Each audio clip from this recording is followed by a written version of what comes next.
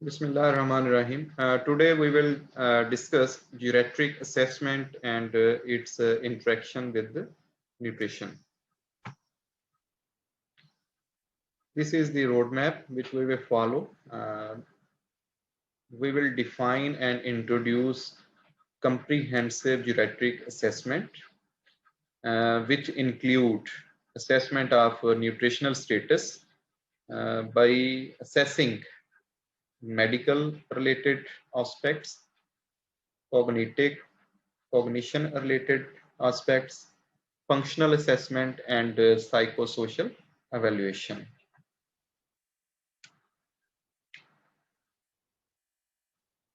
Nutritional disorders frequently coexist with the geriatric syndrome. And what is basically syndrome? And then we will define the geriatric syndrome. Geriatric just indicating the conditions associated with old age.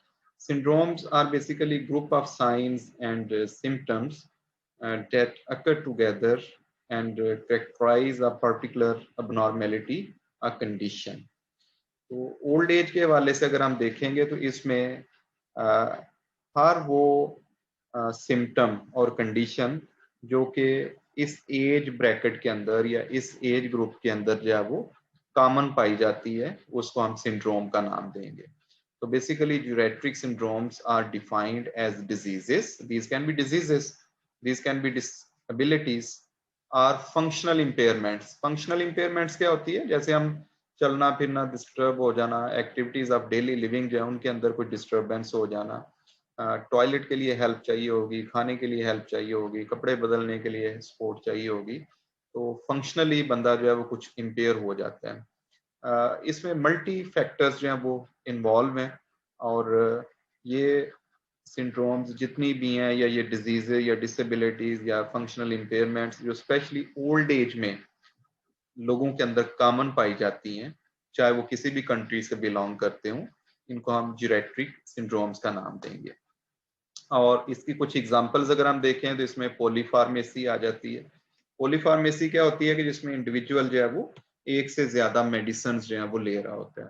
अमूमन हम ये चीजें घरों में भी observe करते हैं कि कोई डायबिटीज की मेडिसिन भी ले रहा है, उसके साथ हाइपरटेंशन या ब्लड प्रेशर भी चल रहा है, उसके साथ साथ कोई कार्डियोवास्कुलर इवेंट्स जो हैं वो भी एग्जिस्ट कर रहे होते हैं. तो एक से ज्यादा मेडिसिन जो है ना वो इंडिविजुअल एक वक्त में यूज कर रहा होता है. फॉल्स जो कि एक बहुत बड़ा इशू है ओल्ड एज के अंदर जाके, जिसमें बैलेंस जो है वो इंडिविजुअल नहीं मेंटेन रख सकता और गिरने के चांसेस जो है वो बढ़ जाते हैं और इसकी वजह से फिर फ्रैक्चर और स्पेशली हिप फ्रैक्चर की अगर हम देखें तो उसकी सबसे बड़ी वजह जो है वो फॉल्स ही है.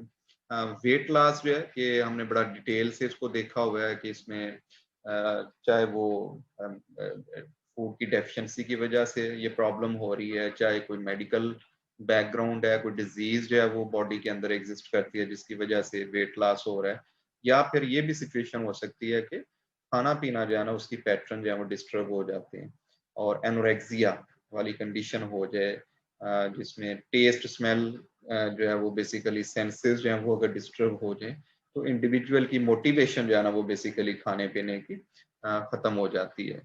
इनकंटिनेंस का प्रॉब्लम जो है ये भी एक कॉमन इशू है एज ग्रुप के अंदर, और ये बेसिकली हम कहते हैं कि जब यूरिनेशन या डेफिकेशन के ऊपर जो है वो कंट्रोल इंडिविजुअल जो है उसका लूज हो जाए, वॉलंटरी कंट्रोल जो है वो लूज हो जाता है और इनवॉलंटरी प्रोसेस जो है वो शुरू हो जाता है, जस्ट लाइक किड्स के बेड के ऊपर जो है ना वो यूरिनेशन होने के या डेफिकेशन होने के चांसेस जो है वो बढ़ जाते हैं. तो ये भी ओल्ड एज में आम चीजें हैं जो इंडिविजुअल शेयर करते हैं. इसी तरह एक डिलेरियम का इशू है जो कि सेंसरी एस्पेक्ट्स के साथ बेसिकली एसोसिएटेड है, और डिलेरियम बेसिकली एक extremely disturbed state of mind के लिए वर्ड यूज किया जाता है जिसमें इंडिविजुअल जो है वो रेस्टलेसनेस फील करता है और मिसकंसेप्शंस जो है उसके जहन में एग्जिस्ट करते हैं. इनकोहेरेंस उसमें पाया जाता है. कोहेरेंस होता है एक सिमेट्री, इनकोहेरेंस जिसमें सिमेट्री का एस्पेक्ट जो है वो निकल जाता है. और ये कंडीशंस बिल्कुल आप मिसाल ले सकते हैं कि किसी ने फॉर एग्जांपल इंटॉक्सिकेशन की हो, अल्कोहलिज्म किसी ने यूज़ किया, तो उस वक्त जो उसकी मेंटल एक कंडीशन होती है। इसी तरह बाज़ दफ़ा फीवर बड़ा हाई लेवल का हो जाए तो बंदा कहता है ये बंदा अब ना इसके सर को पड़ गया, ये बहकी-बहकी बातें करता है। या कुछ और हेल्थ इश्यूज़ हो सकते हैं कि जिनमें इंडिविजुअल जो है वो मेंटली वो काफ़ी हद तक डिस्टर्ब होगा और वो डिस्टर्बेंस जो है उसके कॉलो फेल से जो है वो नज़र भी आती है। इसके साथ-साथ डिमेंशिया का प्रॉब्लम डायरेक्टली इंडिकेट कर रहा है कि वक़्त के साथ-साथ जो है वो न्यूरॉन्स जो हैं वो बेसिकली इनकी क्वालिटी जो है वो क्वांटिटी, नंबर ये डिस्टर्ब होना शुरू हो जाता है। और फिर डिफरेंट टाइप के हेल्थ इश्यूज़ हैं जैसे अल्ज़ाइमर का भी नाम आप जानते हैं। तो अल्टीमेटली इससे इंडिविजुअल जो है उसकी बहुत सारी एक्टिविटीज़ जो कि नर्वस सिस्टम जो है वो कंट्रोल कर रहा होता है वो बेसिकली डिस्टर्ब हो जाती हैं। भूल जाना ये एक आम बीमारी होती है, short memory, long memory, overall ये चीज़ें अफ़ेक्ट होती हैं। डिप्रेशन भी एक कॉमन फीचर है इस एज के अंदर जिसमें हमने डिफरेंट टाइप की जो रेजिडेंसीज हैं उनमें पढ़ा था कि आइदर वो नर्सिंग होम्स हैं या हॉस्पिटलाइज्ड पेशेंट्स हैं या असिस्टेड लिविंग रेजिडेंसीज हैं या कम्युनिटी रेजिडेंसीज हैं। तो majority of the old persons they are suffering from a range of depression.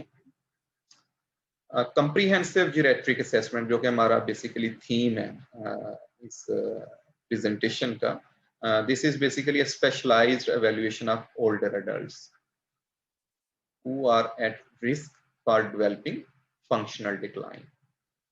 तो बेसिकली ये जब काम शुरू किया गया तो ये हॉस्पिटलाइज्ड पेशेंट्स के ऊपर फर्स्ट टाइम इसको अप्लाई किया गया।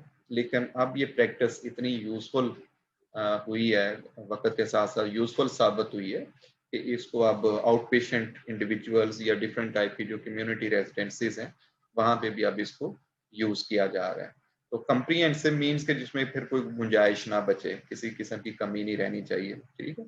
और इसमें 4 एस्पेक्ट्स हैं बेसिकली, या जिनको आप की डोमेन्स का नाम दे सकते हैं, इनके ऊपर ये बेस कर रही है। और इसमें मेडिकल एग्जामिनेशन आ जाएगा, स्पेशली हमने जो polypharmacy, falls, weight loss, incontinence, इस तरह के जो इश्यूज हैं वो मेडिकल के अंदर कवर किए जाएंगे। इसी तरह डिमेंशिया, डिप्रेशन भी इसमें आ जाएंगी। और कॉग्निशन के हवाले से चीज़ें जो हैं वो स्पेशली ये डिमेंशिया, डिप्रेशन, ये कॉग्निशन के हवाले से आ जाएंगे। फंक्शनल इम्पेयरमेंट की बात होगी। और फिर कुछ साइको सोशल फैक्टर्स जो है ना वो भी इसके अंदर बड़ा इम्पोर्टेंट है। तो फिनेंशियल पोजीशन जो है वो इंडिविजुअल की जब रिटायरमेंट की लाइफ हो तो वो बड़ी अफेक्ट होती है। और फाइनेंशियल रिसोर्सेज जब किसी के पास कम होंगे तो उससे ना सिर्फ उसका रहना सहना डिस्टर्ब होगा बल्कि उसका खाना पीना भी अफेक्ट होता है। एजिंग हम देख रहे हैं कि वक्त के साथ साथ जो है वो प्रोलॉन्ग कर रही है। और इसकी बड़ी रीज़न क्या होती है कि जैसे जैसे जो कंट्रीज जिन्होंने अपनी हेल्थ सिस्टम को बेहतर किया है, जहाँ पे डाइटरी चॉइसेस, डाइटरी डाइवर्सिटी और फूड की अवेलेबिलिटी जो है वो वह बेहतर हो गई है, जहाँ पे लाइयर्स या रिक्रिएशनल एक्टिविटीज़ के मौके जो हैं वो ज़्यादा हैं, जहाँ पे डिप्रेशन का एलिमेंट जो है वो कम है, जिनका इन्वायरमेंट जो है वो नीट एंड क्लीन है, जहाँ पे हेल्थ केयर की फैसिलिटीज़ जो हैं वो बेहतर होती जा रही हैं। तो क्वालिटी लाइफ जहाँ पे बेसिकली एग्जिस्ट करती है वहाँ पे एजिंग जो है वो या लाइफ एक्सपेक्टेंसी जो है वो बढ़ती जा रही है, ठीक है। और अब अगर मैं यूएसए, कनाडा की बात करूं तो वहाँ पे तकरीबन ये 50-60 एज, जिसको हम यहाँ पे अपनी पीक एज समझते हैं, स्पेशली पाकिस्तान के हवाले से अगर हम बात करें या इंडो पाक के हवाले से बात करें तो वहाँ पे ये मिडल एज का नाम इसको दिया जाता है। इट मीन्स मिडल मीन्स कि नॉर्मली 90, 100, ये 9th और 10th डेकेड जो है ना ये अब एक आम फिनोमेना जो है वो होता जा रहा है, स्पेशली वेस्टर्न वर्ल्ड के अंदर, जहाँ पे जितने भी फैक्टर्स का मैंने नाम लिया है इन्होंने लाइफ एक्सपेक्टेंसी को प्रोलॉन्ग करने के अंदर रोल प्ले किया है। तो अब ये इंडिविजुअल्स जो हैं एजिंग तो बढ़ रही है, लेकिन साथ साथ मेन टास्क क्या है कि इनकी डिपेंडेंसी ना हो। ये इंडिपेंडेंटली अपनी जो एजिंग है उसको सक्सेसफुली कंप्लीट करें। और सक्सेसफुल एजिंग हम किसको बोलेंगे कि जिसमें डिसेबिलिटीज जो हैं वो लेट लाइफ के अंदर मिनिमम टू मिनिमम साइड पे होनी चाहिए। At this time, less than one third of the community residing people age 85 years or old need assistance with activities of daily living. तो इस वक्त तकरीबन 80 प्लस एज वाले जो इंडिविजुअल्स हैं उनका जो वन थर्ड प्रोपोर्शन बनता है, चाहे वो डिफरेंट टाइप की जो रेजिडेंसीज हैं कम्युनिटी के अंदर अवेलेबल है, नर्सिंग होम्स हैं, असिस्टेंट लिविंग रेजिडेंसीज हैं या कम्युनिटी रेजिडेंसीज हैं, रिटायरमेंट होम्स हैं, जहाँ पे वो अपना एजिंग जो है उसको गुजार रहे हैं। तो वन थर्ड ऐसे हैं कि जिनको एक्टिविटीज ऑफ डेली लिविंग के अंदर सपोर्ट चाहिए होती है। तो सक्सेसफुल एजिंग क्या होगी कि जिसके अंदर इनका नंबर जो है वो मजीद कम किया जा सके, ताकि विदाउट या विद फ्यू डिसेबिलिटीज जो है ना वो लेट लाइफ को गुजारा जा सके। इंडिविजुअल्स जो यंगर वंस हैं उनके साथ अगर हम कंपेयर करें तो ओल्ड वंस के अंदर development of acute and chronic illness जो है वो उसके चांसेस ज्यादा होते हैं। और इसकी रीजंस क्या है कि basically they have less functional reserves and are more likely to develop complications from medical illness and medications. तो फंक्शनल रिजर्व्स आइदर ये इम्यून सिस्टम की सेंस में आप बात ले लें, आइदर आप मसल्स की सेंस में बात ले लें, आप बोन डेंसिटी की बात कर लें। तो मसल्स की क्वालिटी और क्वांटिटी ये वक्त के साथ साथ कम होना शुरू हो जाती है, बोन्स जो हैं वो पोरस होना शुरू हो जाती हैं या कह लें कि सॉफ्ट होना शुरू हो जाती हैं, ये भी एक आम फिनोमेना है। तो इसी तरह कॉग्निशन के हवाले से अगर बात की जाए तो उसमें भी जो नर्वस सिस्टम है उसका कंट्रोल जो है वो वक्त के साथ साथ वीक होना शुरू हो जाता है। तो यंग वंस की निस्बत ओल्ड वन के अंदर ये प्रॉब्लम्स होने के चांसेस ज्यादा हैं। तो अल्टीमेटली हम कह सकते हैं कि इनके अंदर क्रॉनिक जो कि लंबे अरसे वाली बीमारियां होती हैं जैसे डायबिटीज वगैरह या एक्यूट टाइप का जो हेल्थ इश्यूज हैं वो ज्यादा होने के चांसेस पाए जाते हैं। Many of these illnesses have a direct impact on nutritional health. इधर आप एक सिंपल सी हेल्थ इशू की बात कर ले, अगर किसी को फीवर ही हो जस्ट, तो उसकी वजह से भी इंडिविजुअल का खाना पीना जो है वो अफेक्ट होता है, और जब खाना पीना अफेक्ट होगा तो अल्टीमेटली न्यूट्रिशनल हेल्थ जो है ना उसकी वो डिस्टर्ब होगी। तो ऑब्जेक्टिव क्या है? Prevention and early detection of illness and disease, these are basically critical in the care of older adults. Prevention का एलिमेंट के मसला हो ही ना, और अगर हम स्क्रीनिंग टूल्स प्रॉपरली यूज कर रहे हैं तो we can early detect the illness और डिजीजेस, और जब अर्ली इनको हम डिटेक्ट कर लेते हैं तो फिर उसके हिसाब से इंटरवेंशन जो है उसको अप्लाई करना इजी हो जाता है। Nutritional health is basically a complex mechanism and requires a multi-dimensional approach in the older populations. इसको हम बाद में मजीद, जैसे हमने बात की है ना कि हेल्थ इश्यूज जो हैं वो बड़े कम्प्लेक्स हैं, बड़ी डाइवर्सिटी है ओल्ड एज के अंदर हेल्थ इश्यूज के हवाले से बात की जाए, तो इनको टैकल करने के लिए फिर एक तरह के हेल्थ प्रोफेशनल जो है ना वो यूजफुल नहीं है, फिर हमें मल्टी डायमेंशनल इंडिविजुअल्स जो हैं, मल्टी डायमेंशनल अप्रोच जो है इसको फॉलो करना होगा। Many medical conditions affect the diet and nutrition, and similarly, poor diet and nutrition may affect the management of health issues in old individuals. तो दोनों चीजें जो है ना वो साइड बाय साइड चल रही होती हैं कि अगर कोई हेल्थ इशू है तो उसकी वजह से खाना पीना अफेक्ट होगा, न्यूट्रिएंट्स की एब्जॉर्प्शन, न्यूट्रिएंट्स का इनटेक, न्यूट्रिएंट का मेटाबॉलिज्म, न्यूट्रिएंट की बॉडी में से एक्सक्रीशन, ये इफेक्ट हो सकती है। और इसी तरह अगर न्यूट्रिएंट जो है वो इंटरेक्ट करते हैं या किसी डिजीज को जो है वो वर्सन फॉर्म में ले आते हैं तो उसको फिर मेडिकल से या किसी और तरीके से मैनेज करना जो है वो डिफिकल्ट हो जाता है।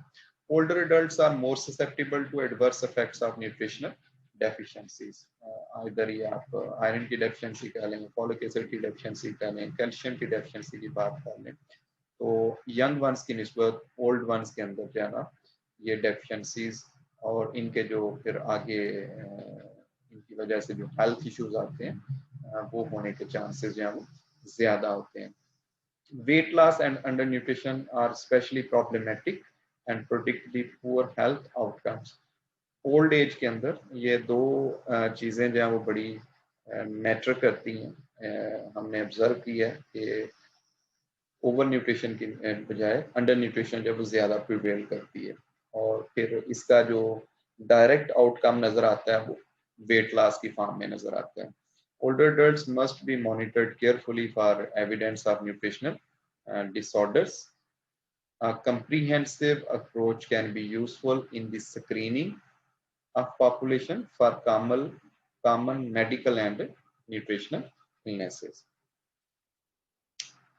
Comprehensive geriatric assessment is basically a specialized assessment of older adults who already have or are at a risk for developing functional disabilities, cognitive impairment, geriatric syndromes or psychosocial disorders. तो या तो इसमें से वो गुजर रहे होते हैं या फिर उनके होने के चांसेस जो हैं वो बढ़ रहे होते हैं वक्त के साथ साथ जैसे जैसे उनकी एज बढ़ रही होती है। तो बेसिकली ज्यूरेट्रिक असेसमेंट, कंप्रीहेंसिव ज्यूरेट्रिक असेसमेंट क्या है कि इसके अंदर हमने इन चारों एस्पेक्ट्स को जो है ना वो साइमल्टेनियसली असेस करना होगा और ऑफ कोर्स इसके लिए मल्टी डिसिप्लिनरी मेथड्स जो इनकी ज़रूरत होगी ताकि हेल्थ इश्यूज को हम आइडेंटिफाई कर सकें और ट्रीट कर सकें।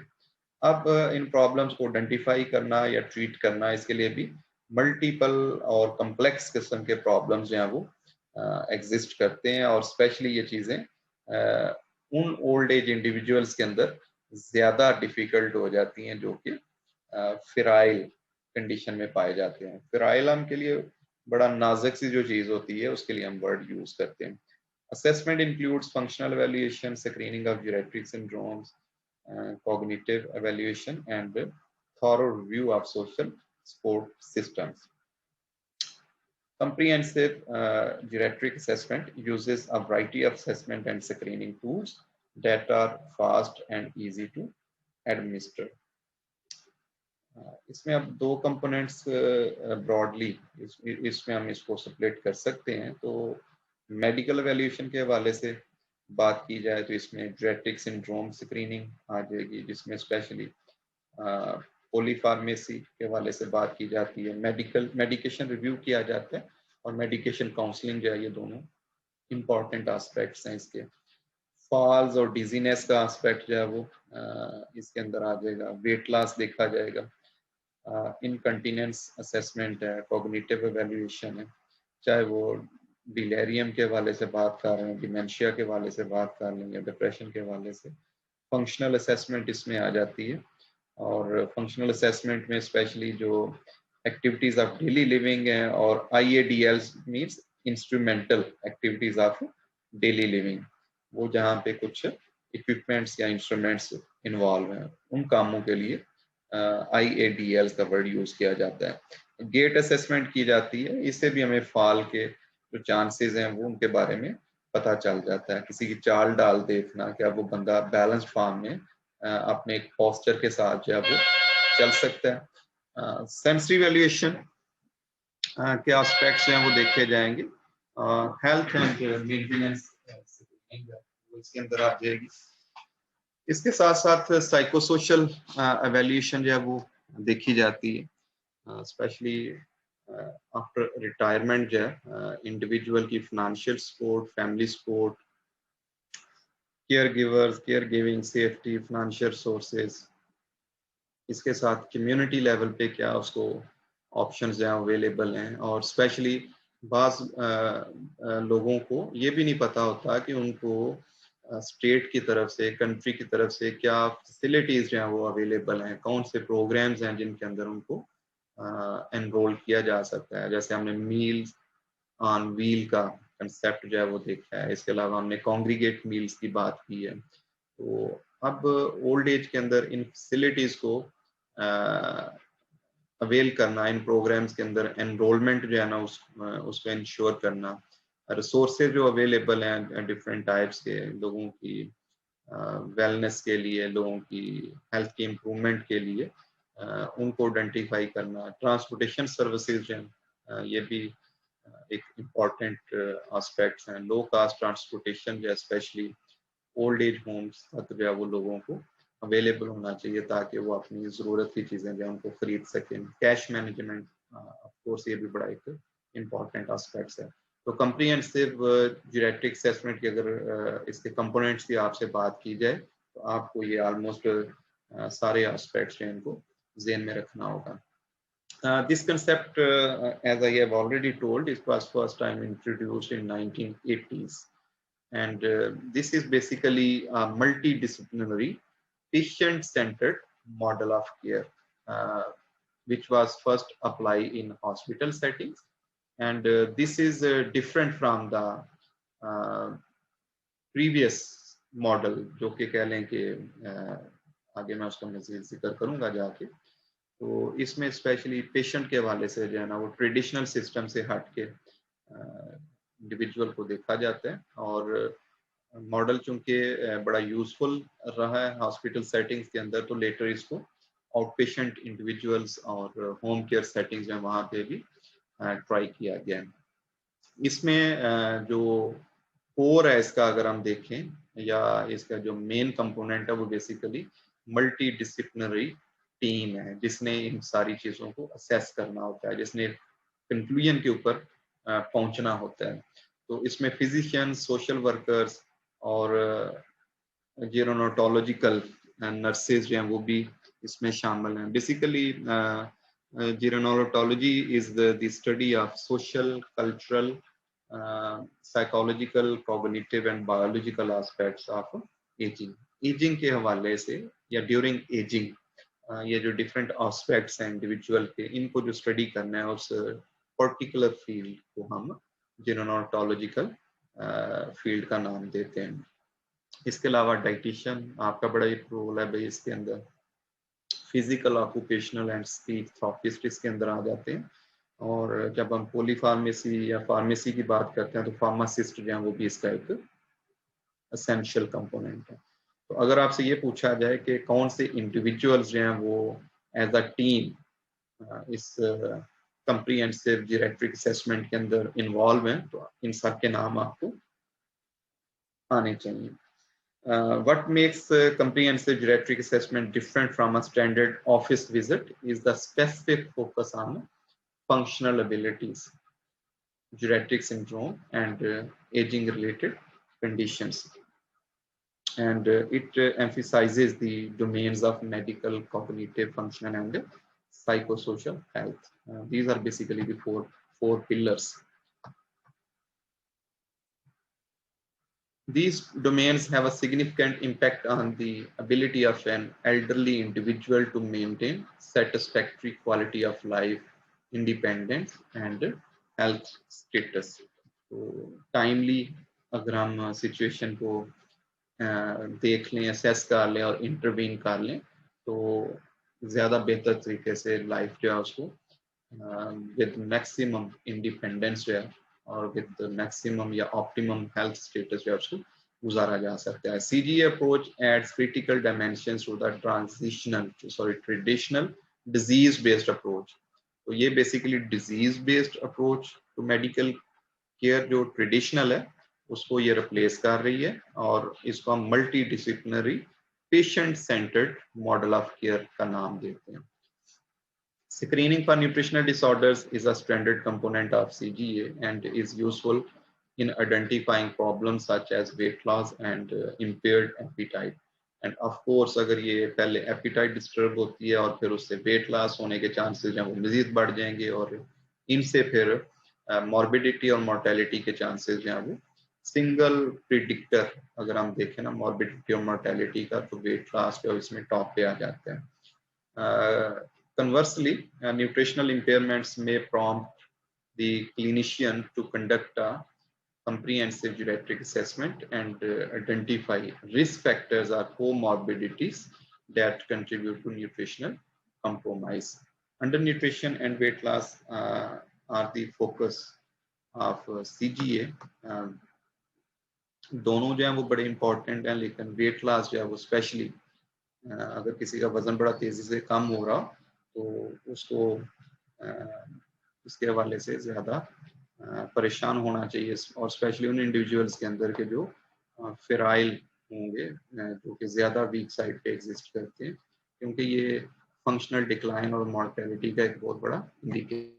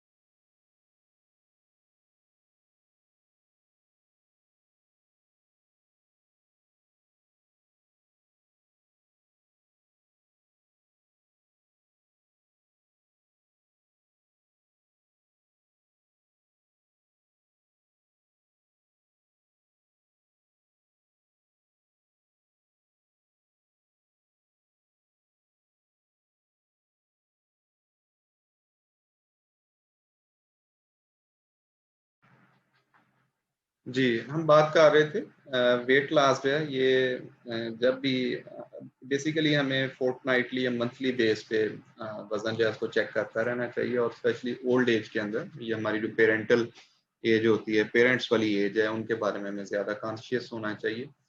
और टाइमली अगर हम इसको देख लें तो फिर उसके हिसाब से इंटरवेंशन जो है उनको अप्लाई किया जा सकता है। ओबेसिटी जो है नो डाउट ये भी बड़ा इंपॉर्टेंट एस्पेक्ट है और एक सीरियस हेल्थ कंसर्न है। However, it does not carry the same health implications as underweight in older individuals. Next first component जब इसका हम स्टार्ट करते हैं, मेडिकल एवेल्यूएशन के वाले से हम बात करेंगे। जो फर्स्ट एस्पेक्ट है कंप्रिहेंसिव जीरेट्रिक असेसमेंट का, the key medical component of a CGA is the screening for geriatric syndromes. Commonly accepted geriatric syndromes include polypharmacy, FAS, etc. Geriatric syndromes, we have already defined. These are basically disabilities. These can be diseases or functional impairments, and that are commonly observed in aged population. The development of nutritional deficiencies can lead to development of geriatric syndromes, and the presence of geriatric syndromes can increase the likelihood of nutritional deficiencies. Both are interlinked. Deficiencies हो जाए nutrients की तो उसकी वजह से different type के health issues होने के चांसेस हैं, या अगर हेल्थ इश्यूज जो हैं वो एग्जिस्ट करते हैं तो उनकी वजह से न्यूट्रिशनल इनसफिशिएंसीज या न्यूट्रिशनल इम्बैलेंसेस होने के चांसेस जो हैं वो बढ़ जाते हैं। अब इस असेसमेंट के लिए डिफरेंट टाइप के टूल्स जो हैं वो अवेलेबल हैं जिनको यूज किया जा सकता है। When identified, these syndromes may prompt additional screening for related nutritional concerns. It is important to screen for these syndromes in older adults to identify previously undiagnosed conditions and risk for forthcoming health decline. अब ये अगर हम screening जो है वो वक्तन फक्तन करते रहें तो इससे वो भी हम कंडीशंस आइडेंटिफाई करने में कामयाब हो जाते हैं जो किसी वजह से ओवरलुक हो चुकी होती हैं, और वो फ्यूचर में आने वाले जो हेल्थ इश्यूज हैं उनके रिस्क को जो है ना वो इंक्रीज कर देती हैं। Once identified, interventions to treat or reduce the morbidity of these syndromes should be employed. Polypharmacy is basically inappropriate medication use. and it is defined as the overuse, underuse, and inappropriate use of medications in the elderly adults. अब overuse तो आपको indicate हो रहा है कि ज्यादा medicine खा लेना, ठीक है, यानी ये खास अरसा जब वो ठीक था, लेकिन आप अगर कंटिन्यू उसको रखे जा रहे हैं तो मेडिसिन को भी एज अ फूड की तरह यूज कर रहे हैं, तो ये ओवर यूज की सेंस में आ जाती है।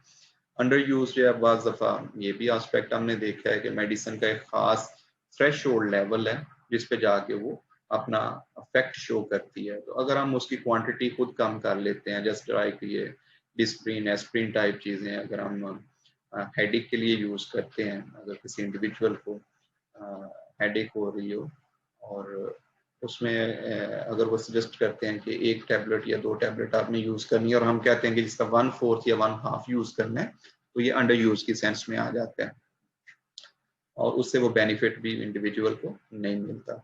इनएप्रोप्रिएट यूज में क्या आ जाता है कि फर्स्ट की अगर 3-4 कैटेगरीज हैं मेडिसिन की और अगर एक लेस हार्मफुल या with less side effects medicine का ऑप्शन अवेलेबल है तो उसको यूज करना जो है वो ज्यादा प्रेफरेबल है एज कम्पेयर टू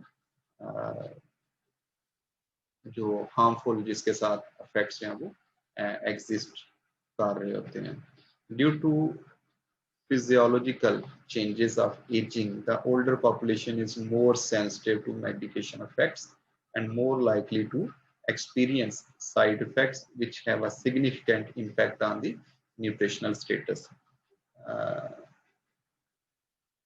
फिजियोलॉजी वक्त के साथ साथ जो है वो बढ़ती जाती है और इसमें ना सिर्फ किसी चीज़ का इनटेक से लेके उस चीज़ की डाइजेशन, उस चीज़ की एब्जॉर्प्शन, उस चीज़ की ट्रांसलोकेशन, एक्सक्रीशन, ये सारे एस्पेक्ट्स जो है ना वो अफेक्ट होते हैं। तो अल्टीमेटली साइड इफेक्ट्स बनने के होने के चांसेस जो है मेडिसिन के बढ़ जाते हैं। Over use of medication includes the use of medicine without clear ongoing medical need. होता क्या है कि आप एक बार डॉक्टर के पास गए हैं और उसने एक मेडिसिन आपको सजेस्ट कर दी है और वो हेल्थ इशू जो है वो मे बी या तो प्रॉपर्ली डायग्नाइज नहीं हुआ और प्रॉब्लम स्टिल एग्जिस्ट करती है और अब मेडिसिन जो है ना वो धड़ाधड़ खाए जा रहे हैं और बहुत सारी ये मेडिसिन जो है वो स्टोमिक के डिफरेंट टाइप के जो हेल्थ इश्यूज हैं उनको भी वर्स करने में, स्टोमिक का अल्सर होने के चांसेस जो है उनको इन्हांस कर देती हैं। In nursing home care, the Center for Medicare and Medicaid Services has established a threshold level of 9 medicines as a potential state of medication overuse. तो नर्सिंग होम्स के अंदर अगर हम देखें तो स्पेशली 9 मेडिसिन जो है ना वो ऐसी आइडेंटिफाई की गई हैं कि जो ओवर यूज हो रही हैं, यानी थ्रेश होल्ड वो लेवल जहाँ पे उसने अपना मेडिसिन इफेक्ट शो करना होता है तो उतना सफिशिएंट है, उससे ज्यादा उसका यूज जो है वो नुकसानदेह हो सकता है। तो ये एक अच्छा खासा नंबर है जो कि ओल्ड एज होम के अंदर यूज किया जा रहा होता है। The more medications administered the more likely that drug to drug and drug to food interactions will impact the nutritional status. ये हम ऑलरेडी एक टॉपिक जो है उसको डिटेल के साथ पढ़ चुके हैं। ड्रग का ड्रग के साथ इंटरेक्शन, ड्रग का फूड के साथ इंटरेक्शन या फूड का ड्रग के साथ इंटरेक्शन, अल्टीमेटली इससे न्यूट्रिशनल स्टेटस जो है वो अफेक्ट होता है। Many drugs and drug classes are associated with anorexia और एनोरेक्सिया जो है उसमें अगर आप की एपिटाइट डिस्टर्ब होती है तो अल्टीमेटली आपका वेट लॉस जो है वो होने के चांसेस बढ़ जाते हैं, चाहे वो आप एंटी डिप्रेसेंट्स यूज कर रहे हैं या कोई न्यूरो लैप्टिक एजेंट्स आप यूज कर रहे हैं, प्रोटॉन पंप इनहिबिटर्स यूज कर रहे हैं, एंटी कन्वल्सेंट्स, ये डिफरेंट टाइप्स की मेडिसिन हैं, डिफरेंट क्लासेस हैं इसकी। Almost all these have associated side effects, especially with the anorexia.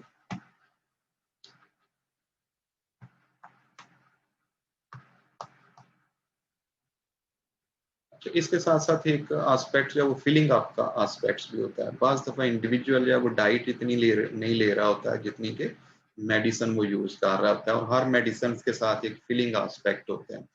यानी अगर 5 mg की एक आप टैबलेट यूज कर रहे हैं तो हो सकता है वो मेडिसिन जो टैबलेट है वो 5 मिलीग्राम के 5 ग्राम उसका वेट हो या 1 ग्राम उसका वेट हो, 1 ग्राम की वेट के अंदर 5 mg एक्टिव इंग्रेडिएंट है, बाकी उसके अंदर फिलर है.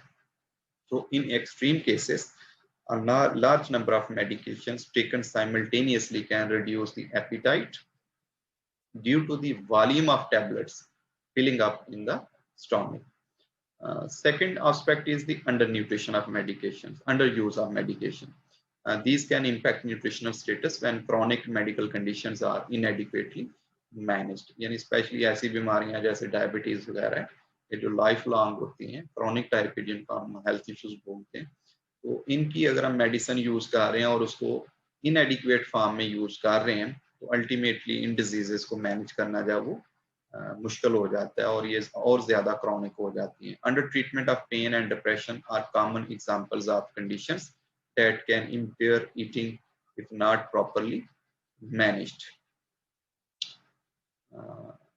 एक एग्जांपल दी है अभी इन्होंने अंडर यूज मेडिसिन की, और मैंने इसमें आपको पेन किलर की बात की थी, डिस्प्रिन की, कि अगर उसकी एक टैबलेट या 2 टैबलेट सजेस्ट की जाती हैं और हम उसको हाफ या 1/4 यूज करते हैं, उसके नतीजे में पेन और डिप्रेशन जो वो एग्जिस्ट करेगी और ये कंटिन्यूसली इसका एग्जिस्ट करना जो है, इससे खाना पीना जो है वो डिस्टर्ब होगा. इनएप्रोप्रिएट यूज, ये भी ऑलरेडी मैं आपको बता चुका हूँ, usually due to medication side effects when an alternative safer medication can be utilized. तो अगर अच्छा ऑप्शन अवेलेबल है, लो पोटेंसी के साथ बेहतर रिजल्ट्स लिए जा सकते हैं, तो उसको सजेस्ट करना चाहिए. और जो साइड इफेक्ट्स या जिसके नेगेटिव इफेक्ट्स जो हैं वो पॉजिटिव इफेक्ट्स को आउटवे कर रहे हों, इस तरह की मेडिसिन के लिए इनअप्रोप्रिएट मेडिसिन का वर्ड जो है वो यूज किया जाता है. अब इसमें स्क्रीनिंग के हवाले से डिफरेंट टाइप की सिंड्रोम्स, ये एक समरी की फॉर्म में ये शो कर दिया गया.